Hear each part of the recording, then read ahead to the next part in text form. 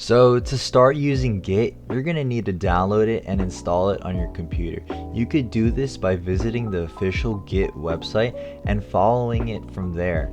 So once you have Git installed, you're going to need to set up a repository for your code. A repository is simply a timeline for your code where all of the changes that you store are going to be placed in memory.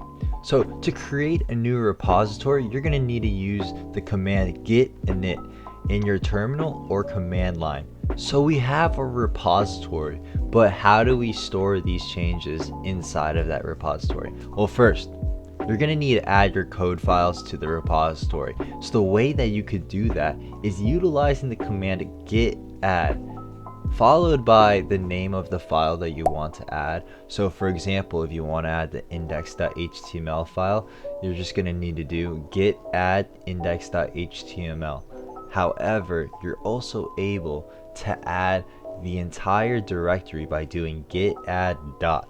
So you're tracking your files by adding them. Now you can commit your changes to save them in memory. So this is what I mean by creating a specific time in the timeline where you save all of your code. A commit is almost like a snapshot in a specific point of time. So to make a commit, you're going to need to use the command git commit and then -m followed by a message describing the changes. These changes being a new feature that you're adding or a new bug that you're fixing. But finally, you've made your first commit. This is a commit on the branch itself. So let's just say you're probably on the main branch, but you want to branch out into a specific one. This is the true power of Git. So let's just say you're in the workplace. You guys aren't going to be working on the same main branch. Instead, you're going to be branching out from that main branch, and then you're going to add your own features. So this is where the git checkout command comes into play. The way that you utilize the git checkout command is by doing git checkout -b and the name of your branch. This branch could also be the bug ID or the feature ID that you're going to be making. So this separates you into a separate branch. So imagine that you're on a timeline and now you're in a separate timeline that has separated ways from the main timeline. But to go back to that timeline, you're going to be using git checkout a lot of the time. So for example, if you want to go back to the first branch, that branch might be named main or master. So you'd be using git checkout master or main. But let's stay in this new branch. Now that you're in a new branch, you're able to merge that branch into the main one.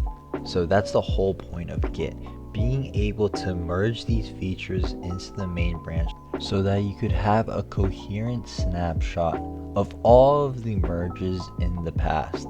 So imagine 5 people working on the same project on different tasks, but merging them into the main branch so that they could be deployed into a unified application where people could use all of the features that the developers were doing. So that just scratched the surface of Git.